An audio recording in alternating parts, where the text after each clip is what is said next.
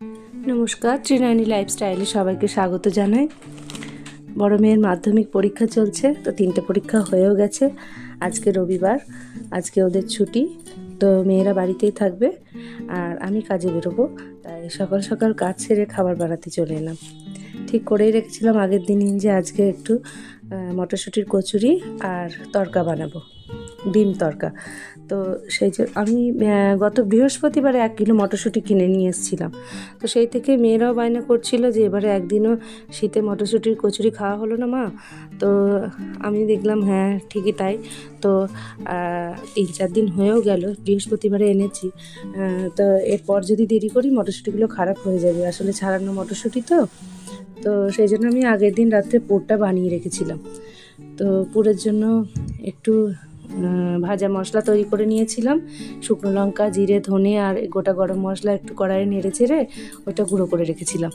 আর এদিকে মটরশুঁটিগুলো প্রেসার কুকারে 2টো সিটি দিয়ে তারপরে শিলনোড়ায় বেটে কড়াইয়ে একটু তেল দিয়ে তারপর বাটা মটরশুঁটিগুলো দিয়ে ওর মধ্যে স্বাদ মতো নুন চিনি দিয়ে আর ভাজা মশলাটা দিয়ে একটু নেড়ে চেড়ে ভেজে সুন্দর করে পুরটা তৈরি করেছিলাম।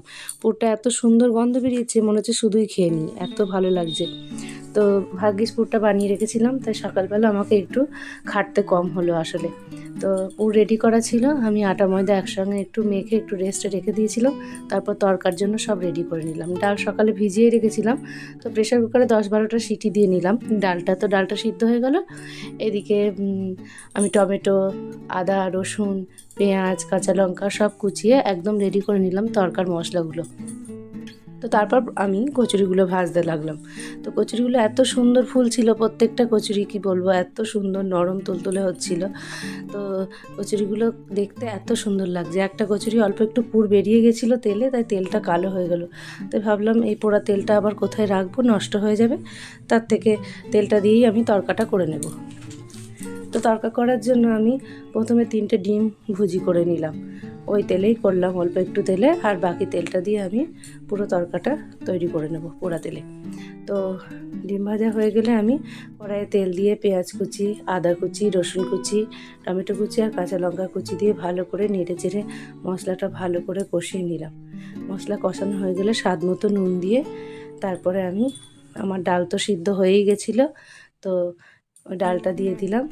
মশলা কষা হয়ে গেলে তারপর আমি তড়কা মশলা যেটা আর কসুরি মেথি ওগুলো দিয়ে একটু ভালো করে ফুটিয়ে নিয়ে তারপর ডিম ভুজিগুলো একদম শেষে দিয়ে দিলাম। তারপর তড়কাটা নামিয়ে নিয়ে আমি গরম গরম 2 মেয়েকে খেতে দিয়ে দিলাম। ওরা এত খুশি হয়েছিল এরকম খাবার পেয়ে, কি বলবো। আজ তাহলে এই পর্যন্তই থাক, আবার দেখা হবে আপনাদের সঙ্গে পরের ভিডিওতে। ততক্ষণের জন্য ভালো থাকবেন, সুস্থ থাকবেন।